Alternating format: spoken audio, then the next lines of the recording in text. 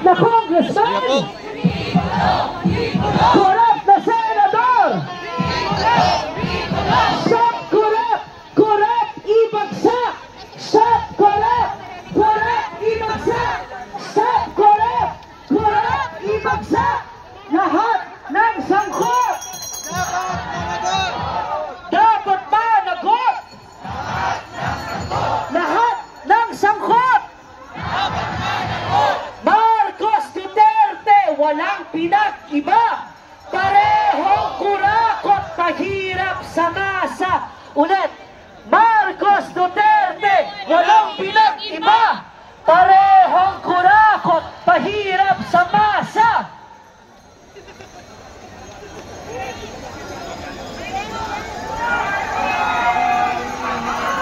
Taumbayan worldwide!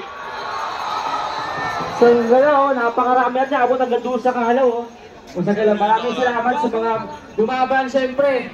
Lahat na tayo, iba't ibang hip-hop artist, magdagawa, magsasaka, kababaihan, kabataan.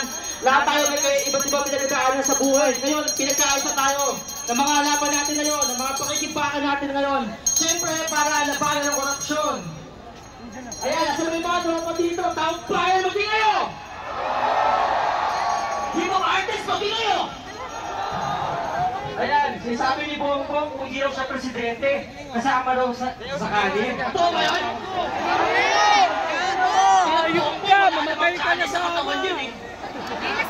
Oo, G-Top na po baby, yumaman sa nakaw na yaman ng pamilya niya. Hindi ba makaraan? Kaya ayun, ang September 31 din, bukod sa laban sa korupsyon, ay pag-commemoration ng mismo, bilang respeto at pag-alala ng mga lumaban ng mga nakaraan. Ngayon, pinagpapatuloy natin bawal daw dumaan doon. Patuloy ang pandarambong pagpatay na ginagawa ng Marcos Duterte. Yun. Ayun, syempre, pero sino ba dito ang lahat ng mga nakaisa dahil sa laban sa korupsyon? Di ba? Yung mga nakakatang issue pa yan, yung drug control, pero ngayon, hindi na naputuloy.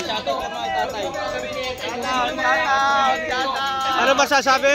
Ang masasabi ko na ang pack the system tayo. Hindi na kaya ng tubig namin. Tubig pala. Maraming corruption na nangyari. Nakikita natin ito yun, baka nga, ano lang yun eh. Yan po yung pinaglalaban nila. Sobrang malakabang at excited na. Makasan ang korupsyon. Yan po ang pinaglalaban, no? Edukasyon, kaya na nilustay ng pondo ng Sara Duterte. Diba?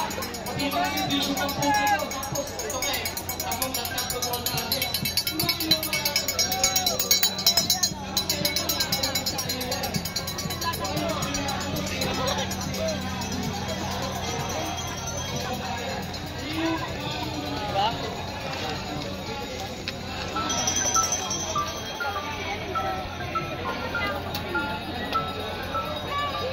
Okay, okay. Ayan, ha?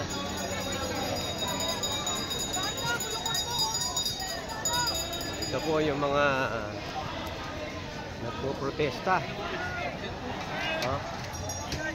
Laban sa korupsyon.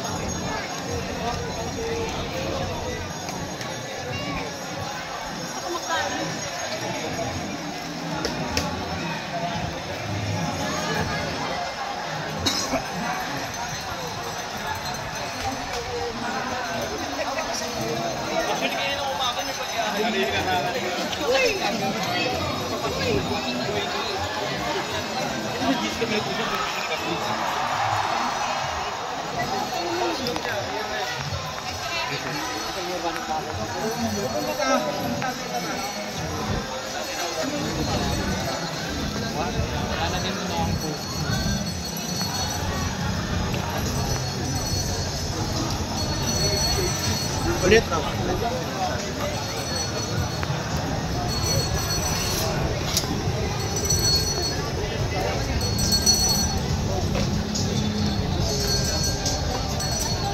Magpahinga muna kasi matagal pa rin.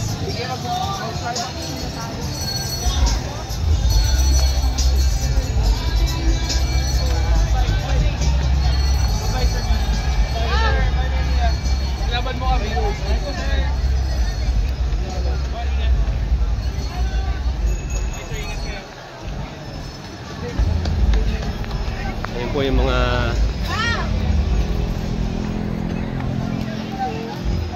naka-responde ito po.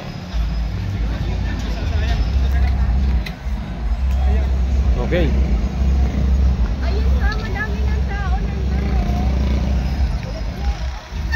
Okay, ako po si Joey Oriento ng CNN Headline News. Dito sa Luneta, Maynila. Oh, ang nagaganap na protesta dahil sa korupsyon. Yan po ang report. God bless.